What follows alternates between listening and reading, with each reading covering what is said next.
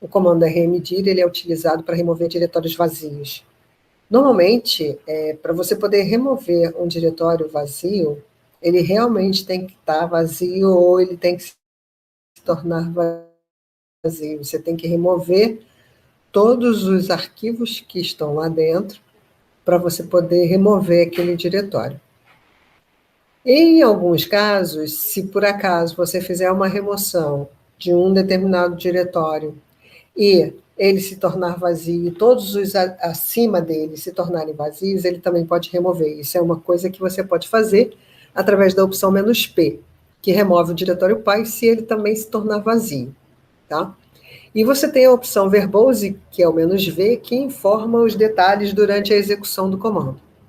A sintaxe do rmdir é rmdir, opções, diretório.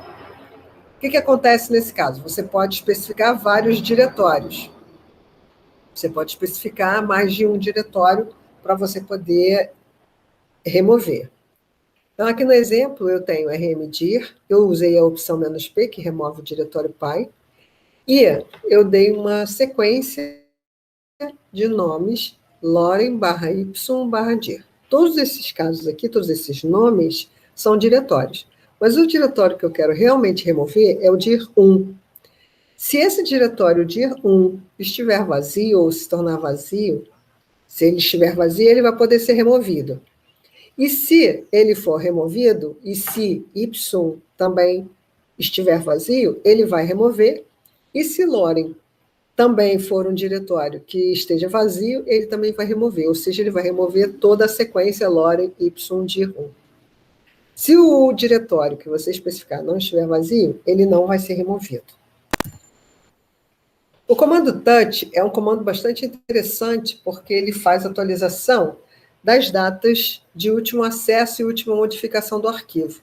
Então, se eu quero atualizar um determinado arquivo, basta que eu identifique esse arquivo na lista de argumentos do comando touch. Eu tenho algumas opções aqui que eu posso utilizar. "-a" modifica apenas a data do último acesso. "-c" não cria o arquivo caso ele não exista. "-m" modifica apenas a data de modificação. E "-t" é a identificação que eu vou dar para a data e hora que eu quero que seja atualizado para aquele arquivo. O importante notar aqui nesse comando touch que é o seguinte: eu posso criar um arquivo através do comando touch. Ele cria um arquivo vazio com a data e hora atual. A data e hora de criação, que é a data e hora atual. Quando eu uso a opção "-c", ele não cria esse arquivo, se ele não existir. Aqui eu tenho exemplo, touch a.txt, cria o arquivo a.txt vazio.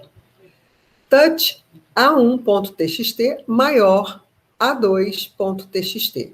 Esse símbolo maior identifica uma saída daquele comando executado anteriormente para esse arquivo a2.txt. Então, o que ele vai fazer nesse caso? Ele pega o conteúdo de a1.txt e cria o arquivo a2.txt, porém com data e hora atualizados. O terceiro exemplo é com a opção "-t", onde eu estou identificando aqui a data e hora de criação do arquivo a2.txt. Então, ele altera a data e hora do arquivo para 1/10, ou seja, mês 10, dia 1, 12 é a hora e 30 é o minuto. Então, ele atualiza a data e hora do arquivo para 1/10 e o ano corrente e 12 horas e 30 minutos. O comando cat é usado para concatenar arquivos, ou seja, eu vou agrupar diversos arquivos e salvar todos esses arquivos agrupados no último arquivo da minha lista. A sintaxe dele é cat, opções, e aqui eu tenho uma lista de diretórios e arquivos, e o último diretório e arquivo vai servir como a saída daquele arquivo. Se por acaso eu não indicar absolutamente nada, significa que a saída é a saída padrão, que é o monitor. Então, aqui tem alguns exemplos. cat, meu arc, pipe, more. Bom, de cara eu já estou usando o pipe, e se eu fosse executar cat, meu arc, a saída seria no monitor. Só que essa saída vai servir de entrada para o comando more. Então, ele vai exibir o arquivo meu arc paginando na tela do monitor para você. cat, meu arc, maior, seu arc, ele vai executar a visualização do arquivo meu arc e vai salvar tudo no arquivo seu arc. cat, meu arc, seu arc, maior, nosso arc. Ele vai concatenar o arquivo meu arc e o arquivo seu arc, nessa ordem, criando o arquivo nosso arc. cat, meu arc, maior, /dev, /lp0. Bom, eu tinha falado no início desse módulo que você tem no diretório /dev algumas identificações de hardware que estão configuradas na sua máquina. Uma delas, que é a default, é a impressora LP0, que é a primeira impressora que ele vai configurar para você. Você pode usar esse arquivo, pode usar esse comando cat meu arc para exibir a saída, e eu estou direcionando a saída para a impressora diretamente. Ou seja, eu não estou usando nenhum método de spooling para poder fazer essa impressão. Eu estou mandando diretamente esse conteúdo de meu arc para a impressora. Então, a gente tem que tomar muito cuidado, porque num ambiente em que você está compartilhando vários recursos entre vários usuários, você fazer esse tipo de execução de comando pode gerar problemas se a impressora estiver sendo usada via spooling, utilize o spooling, tá? Mas se você estiver dentro do seu ambiente local, não tem problema algum, você está mandando simplesmente o seu arquivo para a sua impressora e ele vai ser impresso na sua impressora. cat, arc1, maior, arc2. Bom, se o maior gera um arquivo de saída, o maior também gera um arquivo de saída, só que ele é usado como append, ou seja, eu estou adicionando o que eu estou mandando para arc2, eu estou adicionando. E nesse caso aqui, o que eu estou adicionando é o conteúdo de arc1. Então, eu acrescento ao arquivo arc2 o conteúdo do arquivo arc1. Então, tudo que tinha em arc2 foi salvo e ele, em seguida, colocou o conteúdo de arc1 dentro de arc2. Agora, eu vou explicar para vocês como é que você pode usar o cat para poder criar um arquivo rapidamente na linha de comandos. Vamos supor que você queira editar alguma coisa bem rápida, né? Isso aqui não serve para coisas que sejam muito longas. Então, você pode usar cat maior texto.txt. Nesse caso, você não especificou o arquivo de entrada. E aí, o que ele supõe? Ele supõe que o arquivo de entrada para você é o teclado, e ele abre uma edição para você criar um arquivo novo. Então, eu digitei aqui, cria um arquivo novo, onde o usuário vai digitar, botei uns pontinhos, digito o texto, pontinho, finalizando com Ctrl+D. E aí, no final, quando eu quero salvar todo esse conteúdo que eu digitei nesse arquivo texto.txt, eu clico em Ctrl+D. E aí ele encerra aquela edição e volta ao prompt normalmente. Isso é muito útil quando você quer fazer coisas rápidas. O comando cp é utilizado para copiar arquivos e diretórios. Então, ele copia um arquivo, mantendo aquele arquivo no lugar onde ele está, e aí ele gera um arquivo novo ou um diretório novo em outro lugar. Se você tiver a permissão para você poder salvar nesse diretório destino, ele vai fazer essa cópia para você. Se você não tiver, ele vai dar uma mensagem de erro dizendo que você não pode fazer essa cópia neste local. A sintaxe é cp, opções, aqui você vai identificar qual é o arquivo ou quais são os arquivos de origem, e depois você vai identificar o arquivo destino. As opções que são mais utilizadas são a "-f", para ele não solicitar confirmação, O "-i", que ele pergunta antes de sobrescrever algum arquivo que já exista, se você realmente quer fazer aquela cópia, aquela atualização. O "-r" maiúsculo, que serve para você copiar subárvores de diretórios recursivamente, e ele preserva os arquivos que não sejam diretórios. E o "-u", que copia apenas se o arquivo destino não existir, ou se ele for mais velho do que aquele que está sendo copiado. Tá? As opções "-p", ela preserva os atributos de dono, data, hora e permissões, porque se você levar para um outro diretório que não seja do seu, pertencente ao seu usuário ou ao grupo que você pertence, ele vai nomear o dono como sendo o dono destino. Tá?